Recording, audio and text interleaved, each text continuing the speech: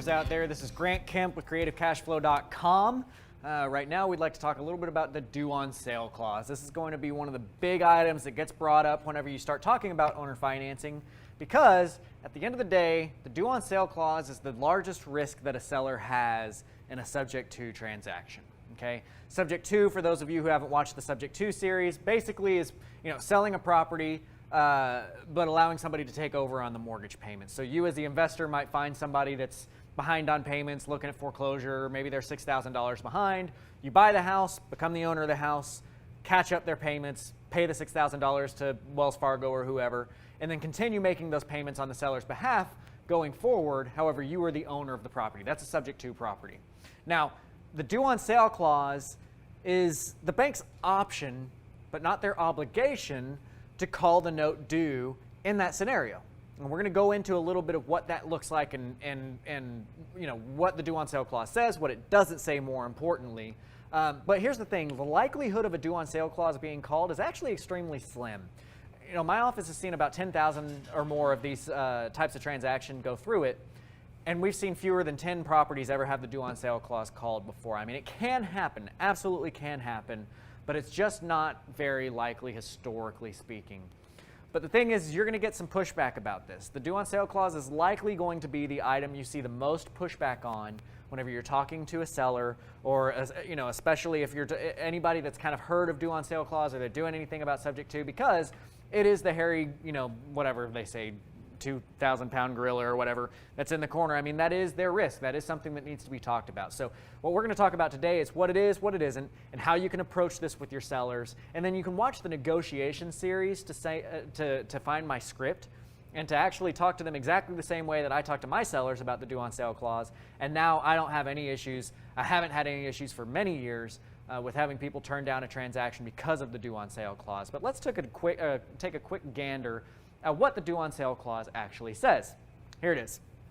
In the event the herein described property or any part thereof or any interest therein which has been given as security for the payment for this obligation is sold, agreed to be sold, conveyed, or alienated by the trustor or by the operation of the law otherwise, all obligations secured by this instrument, irrespective of the maturity dates expressed therein, at the option of the holder hereof and without demand or notice shall immediately become due and payable. Okay, that is an actual real live example of the due on sale clause that's in mortgages.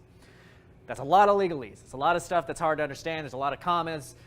Legal writing loves run-on sentences, but let's break that down a little bit. If you look at it, this is really broken down into two sections. The first section says, if this property or your interest in the property is sold or conveyed in any way, it goes on to the second section to say, the lender has the right to ask for the remainder of your debt to be paid off. Okay, but there's one really key word in there. And can you tell me what that key word is? Option. At the option of the holder. Okay? The due on sale clause is an option, not an obligation by the bank. They can absolutely ask for the rest of their debt to be paid off, but they don't have to. And that's part of why, historically speaking, we just don't get a lot of due on sale clauses called, because what do they want? They want their money and they want their payments. They want to get paid. And as long as they're being paid, historically speaking, they're not calling the notes due. But the important thing to hear here is that you run your business ethically, and that you make sure that everybody understands what's going on, okay? You've got to make sure that this is placed in front of the seller, that you're giving them the information that's needed to make a decision on whether or not they're comfortable with this transaction. After you explain to them what's going on, you've got to ask for questions. You've got to pause and let them have their moment where they're processing it. There's a lot of stuff going on. When you're doing a subject to transaction, there's a lot of things being thrown at the seller that they don't really understand. You may understand them because you're smart and have watched all these videos and you're going through it and you get what's going on. This is the first time that they've ever heard about this stuff, right? So you need to make sure that they understand what the risk is, that the risk exists, however small that might be, that it's there, okay? If everyone understands and agrees to move forward, then you're peachy. Then everything is fine and you're running your business ethically and you're good to go, because, hey, I believe this is an adult. They've gotten themselves in a situation, whether that's a rough situation or not. They have the right to choose how they want to handle that and what risks they're willing to tolerate to move forward with it. So again, watch the negotiation series to see really the full script that I'm using when I'm talking to somebody about owner financing. But what I'm going to show you today is really kind of the skeleton of it, really the outline of what that script entails, to say, what is the thought process that I should be having as I present this to one of my sellers, right? So let's dive into that. The first thing that you need to let them know is, what is the due on sale clause? Well, one of the key phrases that I let them know is that it's in every mortgage. It was in there to ensure the bank's security. Of course, they want to ensure that they are secure in this transaction going forward and in perpetuity, and that's where this comes from. Next, you want to let them know how a normal transaction works. You know, with a typical transaction, there's a big check at a title company, and that check should be going to pay off the mortgage before it goes to pay anybody else off, right? So that's kind of the next step is, this is the due on sale clause, this is how a normal transaction works and why that's there. Thirdly, we are absolutely triggering the due on sale clause. No ifs, ands, or buts about it. We are triggering the due on sale clause whenever you're doing a subject to transaction. It is a trigger, but I want you to look specifically that I'm putting the word trigger, not violation. A lot of people say, oh, well, I don't want to violate the due on sale clause. It's not a violation. If you look at what we looked at earlier with the actual outline of a real due on sale clause, it says this allows them to make a decision. It doesn't say, if you sell this, we will call the note due. It doesn't say, do not sell this or you're convey your ownership in this property, or else we have recourse. It says, if you do this, this is something we have the option to do. You're triggering that due on sale clause. And they have the right from that point forward, for as long as that loan is in place, they have the right to call that note. Okay? That is there. We need to make sure that everybody understands that. But what does the bank want? I said this a little bit earlier in the video. What does the bank want? At the end of the day, they want their payments. They want their money, right? It's important to understand that. And how often is it called? Here's the thing. I underline, I put in quotes, and I made it bold. Historically speaking, it barely ever gets called. But we can't speak for the future because we don't know what's going to happen. We don't know if laws change. We don't know if banks change. We don't know if ownership of banks change. All of that stuff is outside of our control. It's very important, you know, when I talk about running your business ethically and doing the right thing, it's very important you never promise anything that you can't promise. You can't promise what's going to happen in the future. You don't know if that loan is going to get called because it may. It may get called. Though it's a slim chance, it might. But what you can do is you can tell people what we've seen historically in the industry, right?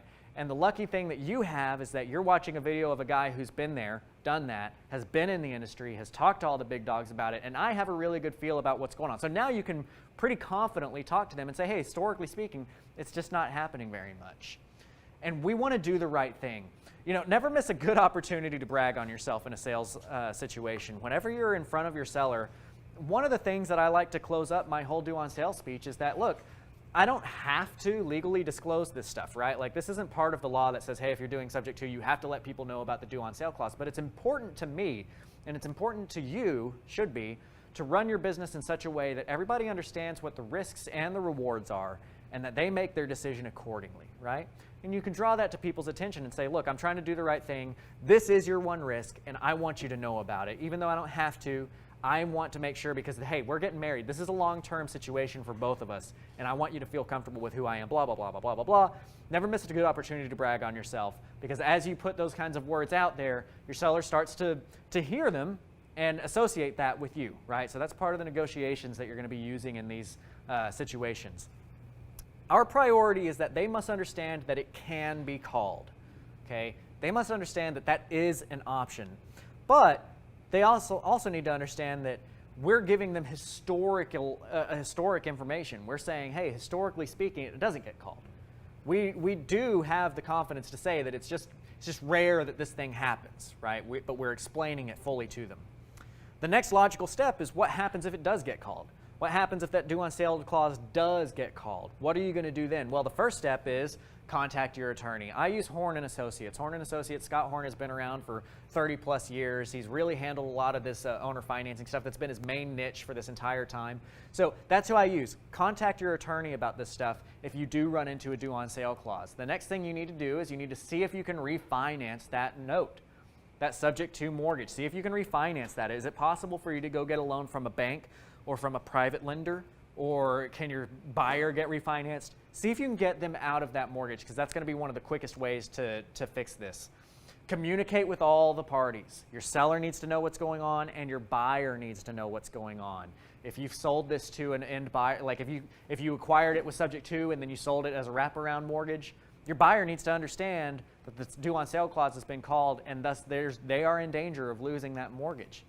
And then lastly, you've just got to work your tail off. You got to be ready to put the work in, put the hours in. This is the business that you chose to be in, right? This is one of the risks that was there, and you've agreed to it by getting into this business. So be ready to work and do right by your seller, do right by your buyer, do right by everybody involved, because you want to make sure that your name is not getting tarnished and, frankly, that you're doing the right thing, okay? So let's look at some options. Like, what are some options as this is being put in front of you that you can do to fix it? Well, like I mentioned before, refinancing with private money. Refinancing with private money is one of my favorite ways to have this taken care of. I've had one property in my own portfolio that I don't know if it was a due on sale clause being called, because frankly, I just got no communication out of the bank. And it turned out, they weren't accepting payments anymore. It looked like they were going to be going down the path of doing a foreclosure, but I couldn't get anything from them, and our seller couldn't get anything from them. And so I said, you know what, forget it. I'm just going to refinance out of this. So I went to one of my private money guys, and I refinanced. Now, this type of refinancing is called a collateral assignment, because I don't own the house. If I've sold it with owner financing, I don't own the house. I don't have that house to put up as collateral like a mortgage. But what I do have is my note with the end buyer. My note with my owner financed buyer, that's collateral. So you can use that as your collateral to get a new mortgage. It's called a collateral assignment. Watch our collateral assignments video so you can learn a little bit more about that. But that's how you can refinance with some private money. You can also do the same thing with a bank. There are banks that do collateral assignments, so that might be another option for you. You can sell the note. Note sales are typically done pretty quickly. So if you need that note sold, you can contact me. I mean, I'm a note buyer, and I've got better rates than I know of anybody out there offering for note purchases. So that might be another option to get this done quickly for you. Can your buyer refinance? That's another item that you need to look at. Can your buyer, if you've sold this on a wrap, can that person qualify for new financing, and can that financing happen quickly? So you may have to meld some of these options. You may have to take it down with some short-term private money while your buyer's getting a chance to refinance, but that's one of the things that you can look at. Can your seller refinance? This is probably the least likely of any of these options, but it is still an option. Can the seller refinance into another loan to allow this to keep happening? Again, less likely, but it's still out there. And lastly, can you use a trust? Okay, can you use a trust? Trusts get brought up a lot in this conversation because of the Garn-St. Germain Act. Okay, the Garn-St. Germain Act says that if you put a property into an estate planning trust, it does not it does not trigger the due on sale clause, okay? So the trick here is that a lot of investors come out and they say, oh, I've got the trick, I've got it, it's all great, we just have to put it into a trust and they can't call it, it's against the rules for them to call it. Well, it's not, and it's not a guarantee, because what you're doing is not an estate planning trust, which is what Garn-St. Germain Act says, an estate planning trust. If anybody was to do any kind of digging or figure that out, you're still triggering the due on sale clause with that transaction. However, it does provide a certain amount of protection, it does provide a little bit of a veil, and it can help.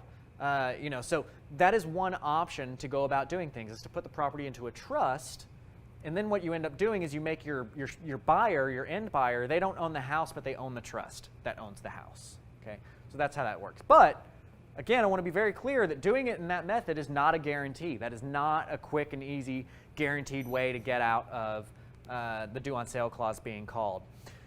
One of the reasons why good contracts are so important is because there are no guarantees.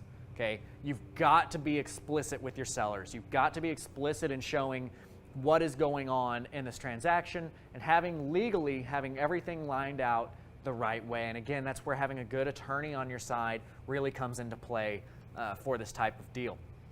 If the due on sale clause gets called and you're unable to fix it, your end buyer loses their home.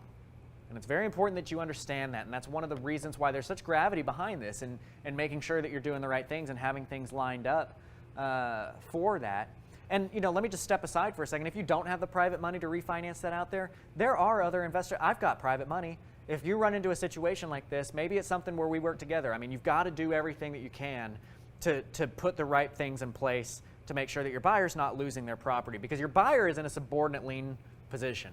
And if you watched our basic learning or basic understandings video, you understand why being in a subordinate lien would matter so much in this, because if a foreclosure happens on a primary lien, everything gets wiped out after that.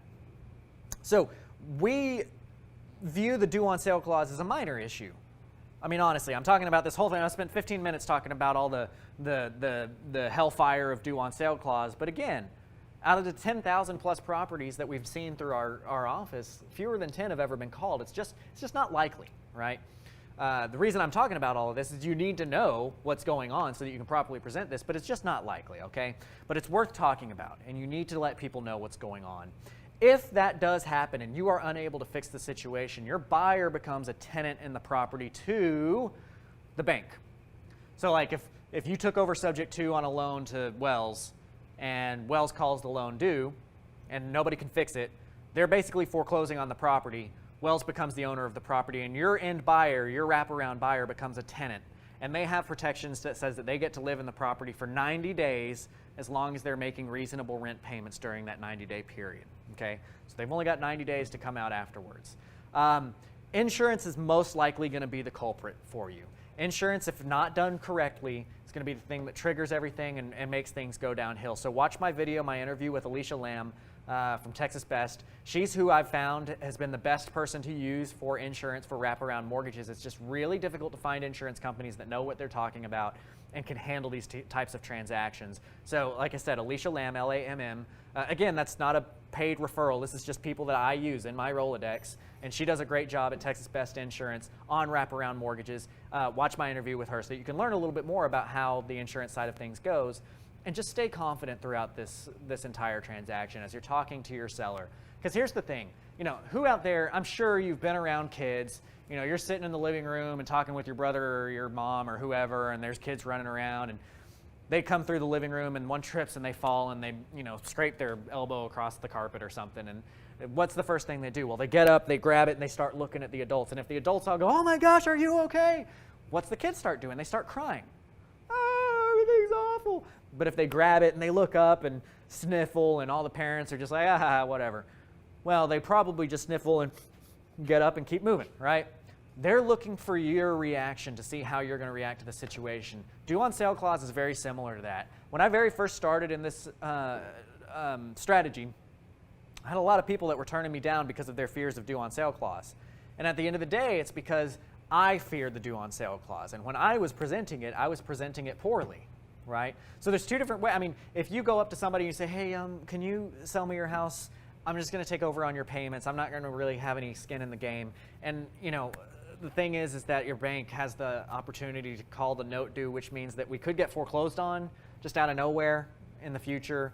And I don't know if I'm going to be able to fix it, but that's, you know, if you go like that, well, of course they're going to say no, right? Of course they're going to say no. But if you can come with confidence and you can come with history and telling them things that I've told you here and just letting them know, hey, this exists. This could happen very much. Absolutely, we are triggering it. I'm not worried about it. I don't think you should be worried about it either, but you need to know because you need to make a good decision either way on this. Well, that's night and day in that presentation, right? And I present more like the latter now. And again, to see the actual script, watch the video on the due on sale script under our negotiation series so that you can understand how I'm approaching that, okay? So due on sale, in summary, not a huge scare, but something you need to know about, something you need to be able to talk about with your sellers. Guys, keep watching these videos because it's a really, really good insight into what can and can't be done in this industry. You're going to learn so much about the different aspects of the different strategies, all that kind of fun stuff. A special thanks to Propelio.com for sponsoring these videos and getting these out here. I think it's really important that there's real,